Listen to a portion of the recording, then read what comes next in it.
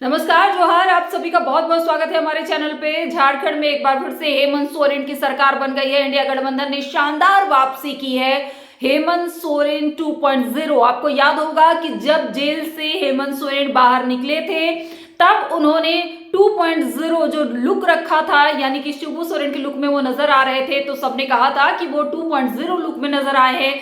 तो एक बार फिर से जब उनकी सत्ता में वापसी हुई है तो उनकी सत्ता में वापस आने पर ये जो सरकार है हेमंत रिटर्न यानी 2.0 की सरकार बन गई है। और इंडिया गठबंधन ने सिर्फ सत्ता वापस नहीं की है बल्कि शानदार वापसी, शानदार आगाज किया है।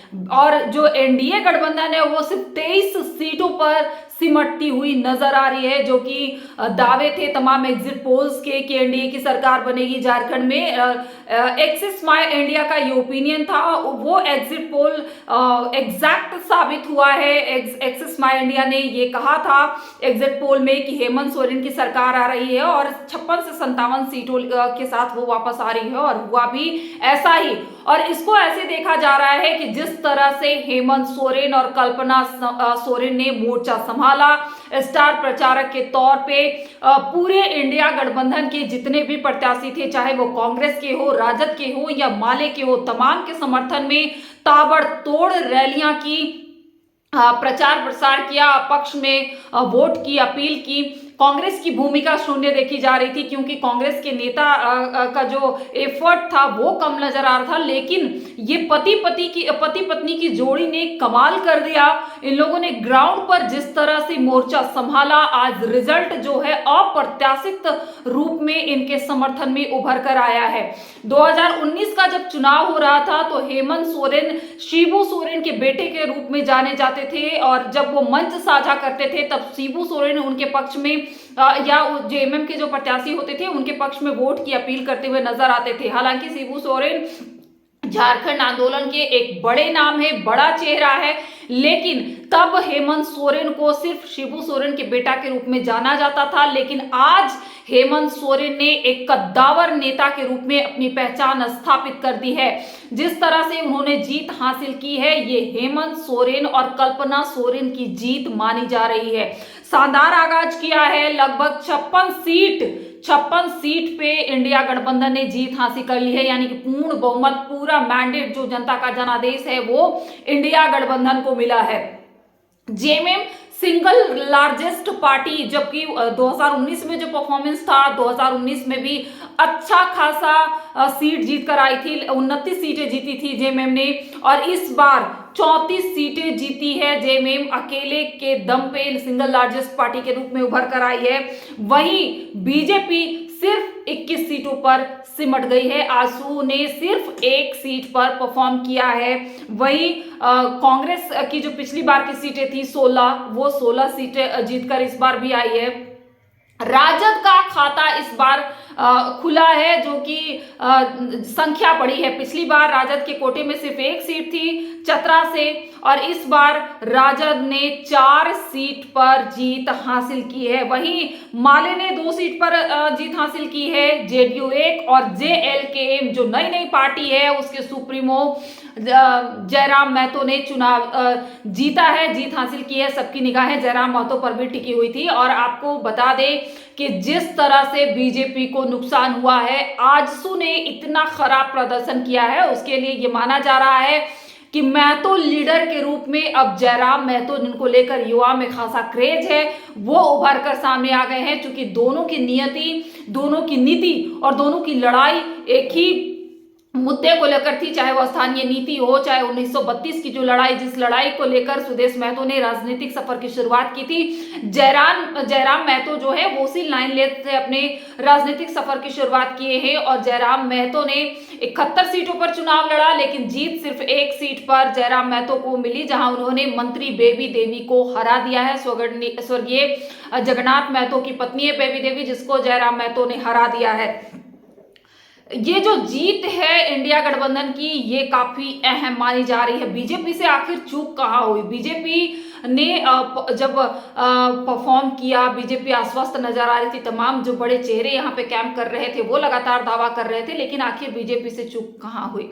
बीजेपी को धरातल पर काम करने की जरूरत है। जो तमाम बड़े चेहरे हैं इनके बीच जो मीडिया के सामने की कटुता थी उसे तो मिटा दिया गया, लेकिन अंदरूनी कलह थी कहीं ना कहीं, जिसका खामियाजा भुगतने को मिला। जनता को इनके नैरेटिव और इनके मुद्दे पसंद नहीं आए। बीजेपी ने जिस तरह से घुसपैठियों को लेकर लगातार हमला किया संथाल में, और माना जा रहा था कि संथाल में घुसपैठिया जो मुद्दा है वो काम करेगा, और यहाँ पे बीजेपी काफी संख्या में, जो पिछली बार 4 सीटें जीती थी बीजेपी ने, वो इसमें इजाफा होगा, लगभग 10-12 सीटें जीतेंगे। लेकिन हुआ ठीक उलट।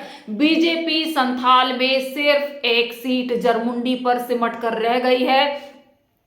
बाकी सभी सीटें, 17 सीटें बीजेपी हार गई है संथाल में। आपको बता दें कि जो एसटी आरक्षित 28 सीट हैं उसमें सिर्फ 1 पर बीजेपी को जीत मिली है, चंपई सोरेन के रूप में। बाकी जो 27 सीट है उस पर हार का सामना करना पड़ा। पिछली बार भी जो एसटी आरक्षित सीट थे उसमें बीजेपी ने सिर्फ 2 सीट पर जीत हासिल की थी, इस बार वो 1 पर आकर सिमट गई है। वहीं कोल्हान की अगर बात करें तो कोल्हान में चंपई सोरेन के आने से तो जो कोल्हान में पिछली बार खाता नहीं खुला था भाजपा का, वहीं इस बार 3 सीट पर जो है चुनाव जीता है एनडीए गठबंधन ने। बीजेपी ने 2 सीट पर, एक सरायकेला जहां पे चंपई सोरेन ने चुनाव हासिल की है, और दूसरी जो सीट है जमशेदपुर पूर्वी, उस पे पूर्णिमा साहू जो उड़ीसा के राज्यपाल और पूर्व मुख्यमंत्री रघुवर दास की बहू हैं,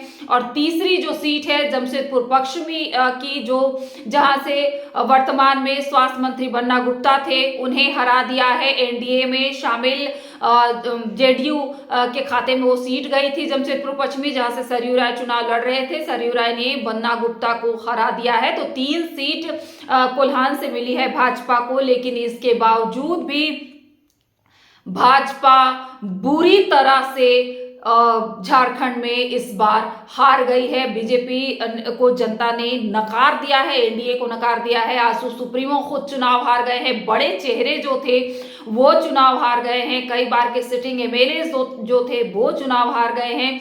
तो ऐसे में बीजेपी को अब ग्रास रूट से वर्क करने की जरूरत है, अपनी खामियों को गिनने की जरूरत है। आपको बता दें कि एनडीए में जो घटक दल थे लोजपा, उनके खाते में 1 सीट गई है, जेडीयू के खाते में 1 सीट गई है। हालांकि जेडीयू को 2 सीट मिली थी, जिसमें 1 सीट पर जीत हासिल की है जेडीयू ने।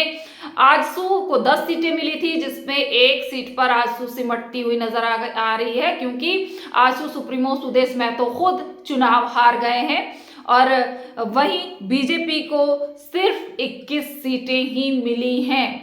21 सीट पर बीजेपी इस बार चुनाव में सिमट गई है। आपको बता दें कि नेता प्रतिपक्ष अमर बाउरी वो चुनाव हार गए हैं। भवनाथपुर से सिटिंग एमएलए जो थे भानु प्रताप शाही वो चुनाव हार गए हैं। गोड्डा संसदीय क्षेत्र की सभी सीटें बीजेपी हार गई है। आपको बता दें कि गोड्डा में जिस तरह से निशिकांत दुबे इस चीज को लेकर आश्वस्त थे, सांसद निशिकांत दुबे, की घुसपैठिया जो है मुद्दा वो यहाँ पे काम करेगा, जनता जो है वर्तमान सरकार को नकार देगी, लेकिन जनता ने घुसपैठिए मुद्दे को ही पूरी तरीके से नकार दिया। ये मुद्दा जमीन पर नहीं चला और जनता ने बीजेपी को पूरी तरह से हार में तब्दील कर दिया। बीजेपी सभी सीटें हार गई गोड्डा संसदीय क्षेत्र की। आपको बता दें संथाल में सिर्फ 1 सीट जरमुंडी जो विधानसभा है वहां से जीत हासिल की है बीजेपी ने, बाकी सभी सीट पर हार का सामना करना पड़ा है। तो ये बड़ा अपडेट है। आपको बता दें चलिए जल्दी से कि कौन कौन से सीट हैं जिसपे झारखंड मुक्ति मोर्चा ने जीत हासिल की है। झारखंड मुक्ति मोर्चा ने जो सीटें हासिल की हैं, जिस पर जीत हुई है 34 सीटें, वो है राजमहल, बोरियो, बरहेट, लिट्टीपाड़ा, महेशपुर, सिकारीपाड़ा, नाला, दुमका, जामा, मधुपुर, सारठ, गांडे, गिरडी, गोमिया, चंदनकियारी, टुंडी, बहरागोड़ा, घाटशिला, पोटका, जुगसलाई, ईचागढ़, चाईबासा, मंझगांव, मनोहरपुर, चक्रधरपुर, खरसावा, तमाड़, तोरपा, खूंटी, सिल्ली, सिसई, गुमला, बिशुनपुर और भवनाथपुर, ये 34 सीटें जो है उस पर झारखंड मुक्ति मोर्चा ने परचम लहराया है। वहीं जो भारतीय जनता पार्टी के खाते में जो सीट गई हैं वो हम आपको बता देते हैं।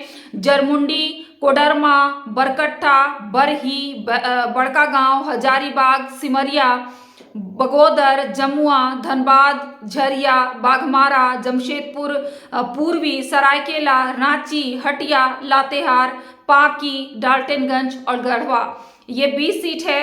और एक सीट है, आपको बता दें कि बीजेपी ने 21 सीट पर जीत हासिल की है और एक धनबाद की सीट है बाबूलाल मरांडी, जहां पे जीत हासिल की है बीजेपी ने।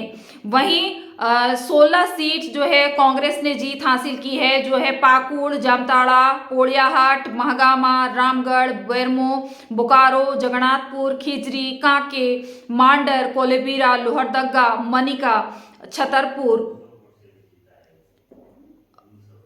और आपको बता दें कि एक और सीट है कांग्रेस के खाते में, सिमडेगा, ये इस पे कांग्रेस ने जीत हासिल कर ली है, कांग्रेस के खाते में 16 सीट गई है। वहीं 4 सीट पर राष्ट्रीय जनता दल ने परचम लहराया है, इसमें देवघर, गोड्डा, विश्रामपुर और हुसैनाबाद, ये 4 सीट राजद के खाते में, इंडिया गठबंधन के खाते में गई है। और 2 सीट पर माले ने जीत हासिल की है। एक सीट जो है वो है निरसा,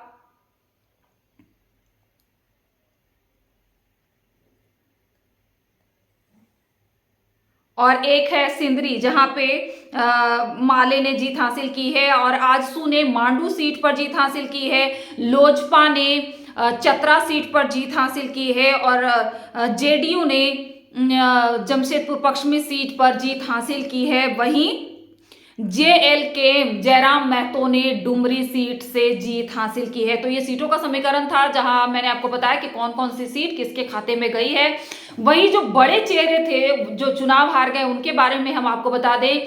मंत्री मिथिलेश ठाकुर चुनाव हार गए, आजसू सुप्रीमो सुदेश महतो चुनाव हार गए, नेता प्रतिपक्ष अमर बाउरी चुनाव हार गए, मंत्री बेबी देवी चुनाव हार गई, मंत्री बन्ना गुप्ता चुनाव हार गए, मंत्री बैजनाथ राम चुनाव हार गए। इन जैसे तमाम जो बड़े नेता थे वो चुनाव हार गए हैं।